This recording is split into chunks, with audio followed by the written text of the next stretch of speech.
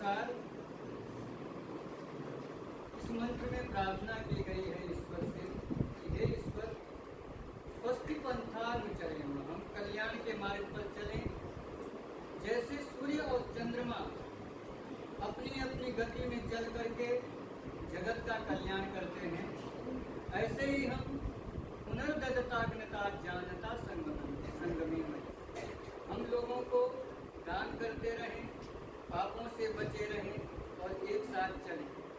इसी उद्देश्य के साथ आज हमारे विद्यालय राजकीय इंटर कॉलेज के इस प्रकोष्ठ में करियर काउंसलिंग एवं वेलकम पार्टी का आयोजन किया गया है। हमारे विद्यालय के द्वारा प्रधानाचार्य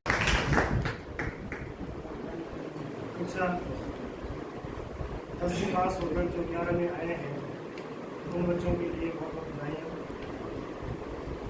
और जो आपने आपका जो नया करियर शुरू हो रहा है, ये समय ऐसा है यहाँ पर बच्चे के पास बहुत ज़्यादा इनकम मौजूद ध्यान में नहीं होता है, इनकम पर है ध्यान में नहीं होता है। ना घरों में डिस्कशन होती है क्या करना है क्या नहीं करना चाहिए।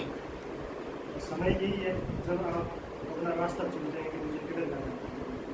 और उसके पथ प्रदर्शक उन 2 सालों के जो पथ प्रदर्शक हैं वो सब आपके समूह बैठे हुए हैं। और ये आपका और भाषा क्या होती है? भाषा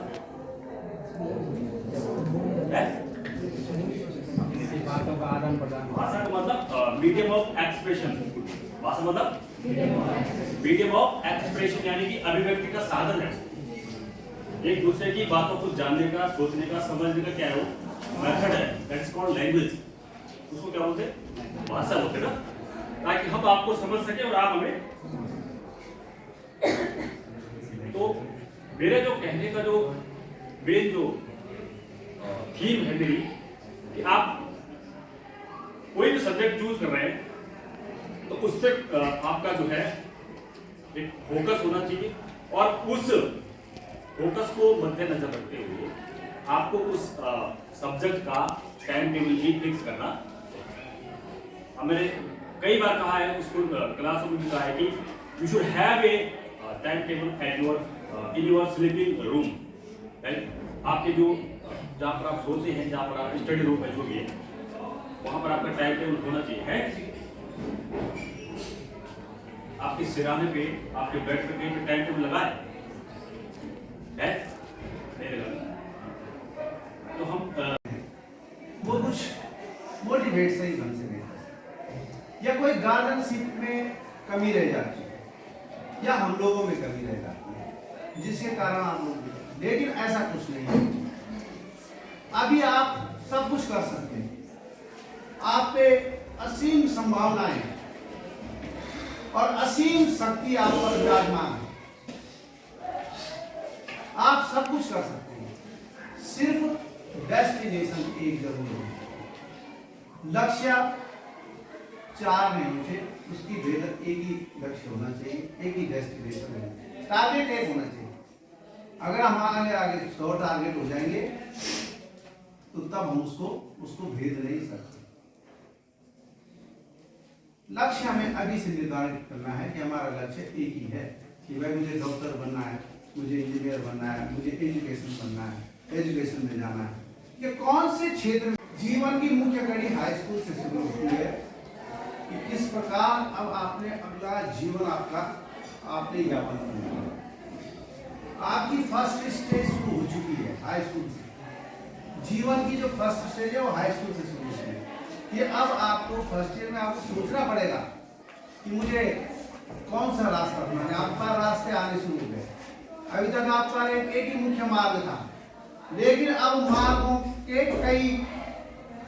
कई ब्रांचेस शुरू हो गई। अब आपने सोचना है कि मुझे कौन सी ब्रांच में जाना है, किस ब्रांच से मेरा आगे भविष्य सफल होगा।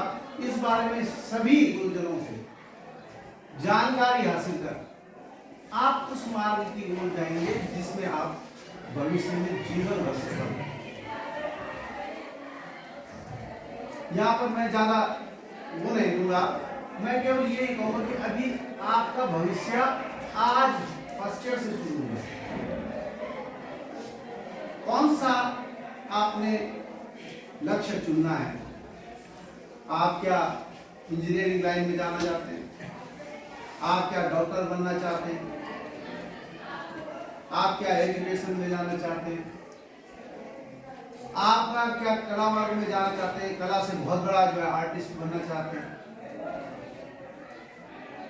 जिस क्षेत्र में आप जाना चाहते हैं यहीं से आपकी शुरुआत है।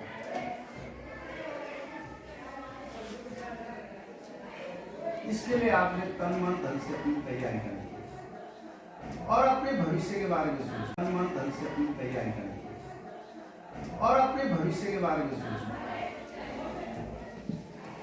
मैंने जहां तक देखा है बच्चे ये सोचते हैं कि बड़े घबरा जाते हैं। हाई स्कूल में विज्ञान पढ़ते हैं लेकिन इंटर में जाके बड़े घबरा जाते हैं कि विज्ञान, भौतिक विज्ञान, रसायन विज्ञान, जीव विज्ञान, ये सब्जेक्ट इतने टफ महसूस होने लगते हैं।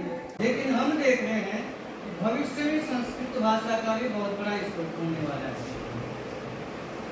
आज संस्कृत में क्या कर रहे हैं लोग? आयुर्वेद किस चीज में? आयुर्वेद में संस्कृत में लिखा हुआ है। ऐसा नहीं है कि साइंस संस्कृत में विज्ञान नहीं है। शल्य चिकित्सा कनाद ने जिसको लिखा है, गौतम ऋषि ने जिसको लिखा है, विमान शास्त्र, जिससे हम क्या बनाते थे प्राचीन काल में? विमान बनते थे। भरद्वाज मुनि ने उसके ऊपर क्या किया है? शोध किया है। ऐसी ऐसी पुस्तकें हैं संस्कृत में हमारे पास। तो संस्कृत में क्या है? रोजगार के ऐसा नहीं है। आप लोग सुनते होंगे कि कम साधन है, रोजगार के बहुत सारे अवसर हैं। अभी हम इंटर में पढ़ रहे हैं, इंटर में हमने संस्कृत पढ़ ली, बीए में हम संस्कृत सब्जेक्ट लेते हैं, तो स्नातक के आधार पर एमएलटी में हमारा संस्कृत के आधार पर क्या हो जाता है? यदि हम शिक्षा विभाग में जाते हैं तो चयन हो जाता है। संस्कृत से अगर हम एमए करते हैं, बीए, और इस तैयारी में कक्षा 12 वालों ने बहुत सहयोग किया, इसमें धन्यवाद। और सब लोगों ने बहुत सहयोग किया, यहाँ पर आए, आप लोगों को मोटिवेट किया, इसके लिए बहुत बहुत धन्यवाद। और ये जो व्यवस्था आप सब लोग बनाई, इसके लिए धन्यवाद। और समय समय पर हम आपको गाइडेंस करते रहते हैं, मोटिवेट करते रहते हैं। ये बच्चे भी तैयारी के साथ आए, जैसे कुछ बोलना चाहते थे 11 वाले, लेकिन अब समय बड़ा ज़्यादा हो गया, फिर कभी बोलते रहेंगे। आपने नोट जो किया हुआ है उसको कभी न कभी आपसे शेयर करवाएंगे जरूर। और 12 वालों ने कुछ लिखा इनके लिए, तो हमारे पास कुछ समय नहीं, पर आज हम पूरी तैयारी के साथ ही इतना हमें पूरा भरोसा। क्यों तैयार थे? सब लोग तैयार। तो सर ने अपनी तरफ से पूरी बात रखी है, मैडम ने भी आपको समझाया है।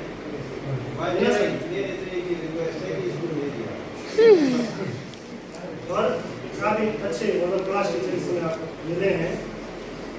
देखो मैंने नजीर पेश करनी है, याद रखना।